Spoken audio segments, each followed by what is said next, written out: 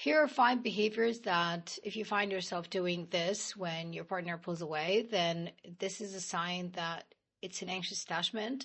This is an unhealthy relationship that is based on childhood attachment. Before we get into these 5 behaviors, it's really important to mention here that if you recognize yourself in any of these behaviors, it does not mean that you are a bad person. It does not mean that you're unlucky. It does not mean that you are bound to failure in romantic relationships. It only means that you have developed an unhealthy pattern of relating to yourself and to others from childhood. It's a pattern. This is something that can be changed, and we can definitely heal from anxious attachment and become more secure. So the first behavior, if your partner pulls away, yes, no longer wants to be in the relationship or doesn't even offer an explanation, but just disappears, ghosts, right? And then you find yourself chasing, excessive calling, texting, checking the social media, doing everything you possibly can to reconnect with them and to get them back into your life. That is not love. Secure love is based on pursuing. But chasing as a behavior, it is definitely based in having an insecure attachment style. Number 2, overthinking, ruminating. You play back every single conversation, every situation, every fight you had. Why? Because you're trying to figure out what went wrong. Why is your partner no longer interested in being with you? You blame yourself for their behavior and you make it your absolute responsibility that the relationship did not continue. Number 3, self-abandoning. You sacrifice all your needs, sometimes even the most basic ones of taking care of yourself, sleeping, eating. You give up your passions, your hobbies, your friends, your family. You literally harm yourself by not taking care of your well-being. You're not treating yourself with the same care, with the same love, the same compassion that you offer to your partner. Continue to put your partner before you in the relationship, even after they chose to let go. Behavior number 4 is that you take them back after ghosting you, after disappearing. The first time they contact you after disappearing for a while, you get euphoric. You feel excited. You feel like, oh my God, they're back.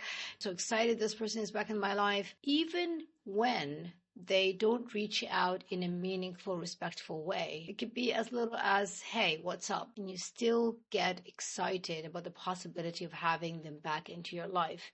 You fall in for the manipulation. You excuse their inexcusable behavior because you're so desperate to have them back in your life. You assume, you want so much to believe that they have changed, even without having any evidence of this change. You jump into conclusions. You think that they are back for you, and you forget about all the lonely, painful nights that you spent when this person was not present for you. Number 5, and the last behavior, is that you take their behavior way too personally. You think that they ghosted you or they pulled away because you are a bad person, you are a bad partner, you're not worthy of love. You let their absence define your value. You let their disrespectful, toxic behavior have you believe that you are the bad one, rather than seeing their behavior for what it really is. Sign of an immature, insecure, emotionally unavailable person who you honestly should be grateful that you got rid of. If you're familiar with any of these behaviors and this is something that you do or have done before when your partner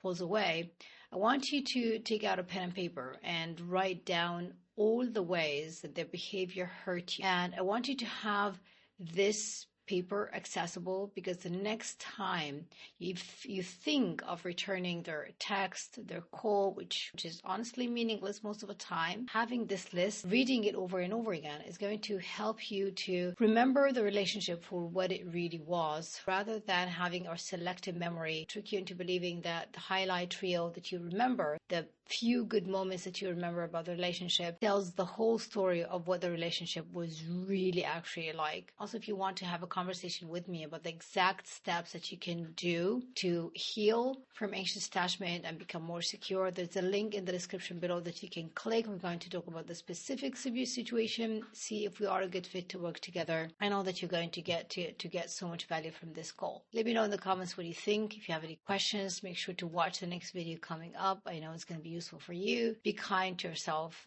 I'll see you in the next one.